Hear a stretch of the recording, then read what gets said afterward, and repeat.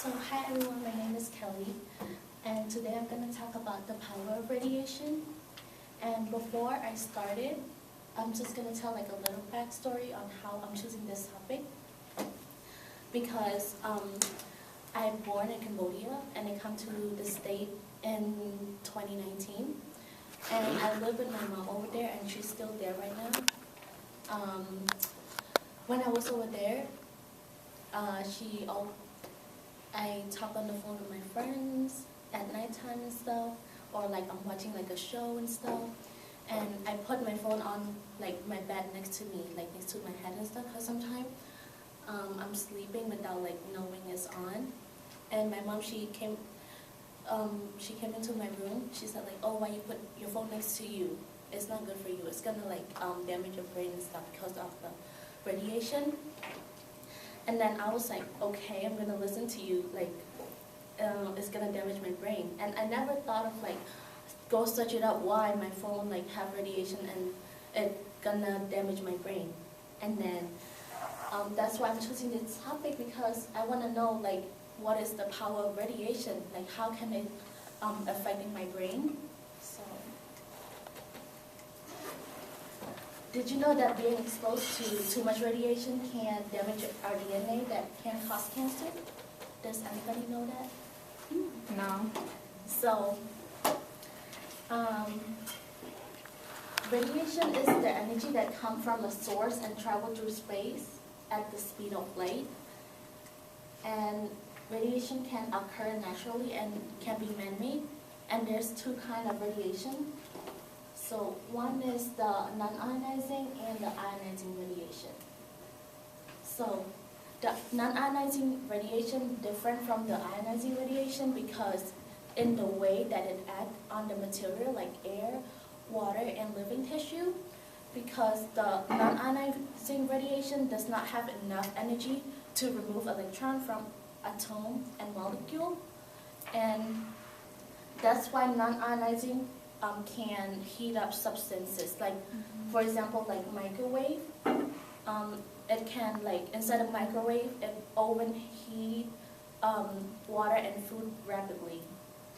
And the ionizing radiation can have the natural one, and it can be man-made. So the ionizing radiation, the natural one, it comes from space or from the earth, and it's from the building material. And every day we use the ionizing radiation to help us live healthy live. Ionizing radiation is found in the smoke detector and used to disinfect medical instrument and blood. And to perform any other tasks in our daily life, it also byproduct of nuclear power generation. And our main exposure to ionizing radiation is man-made sources through the use of diagnostic medical exams such as like X-ray and stuff. So this is like this is the dividing line between the non-ionizing and the ionizing radiation.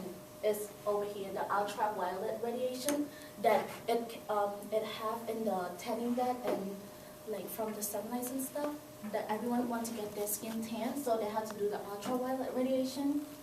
And the dividing line between the ionizing and non-ionizing occur in the ultraviolet part of the electromagnetic spectrum. So the lower energy is called non-ionizing, and the higher the energy to the right of the ultraviolet radiation, it's called ionizing radiation. And as we move to the left of the visible light, in the figure above, we move to lower frequency, and it means how rapidly this wave moves up and down. And in this lower frequency on the left side of the electromagnetic spectrum, we find the infrared microwave, and like the radio wave or your phone and stuff is like in a lower range of the radiation. So even though our body is designed to deal with like low level of being exposed to the radiation every day, but too much of that can damage our tissue and changing cell structure and damaging our DNA.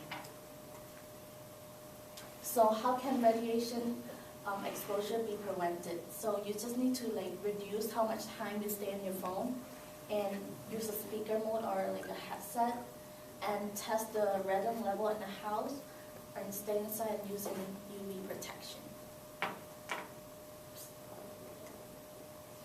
And this is like a fun fact, like all the American flag placed on the moon are now turning white due to radiation from the sun.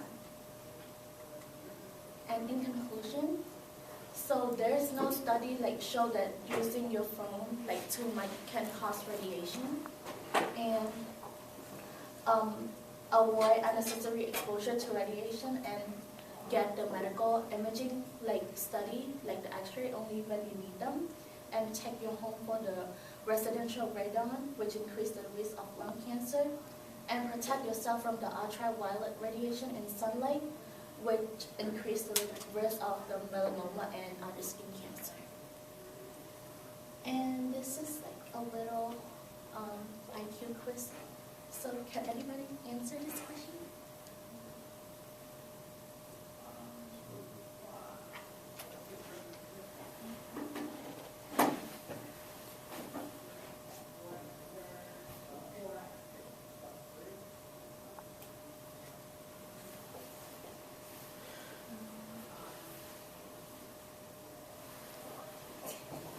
Okay, I'm gonna try. This one don't put out fires.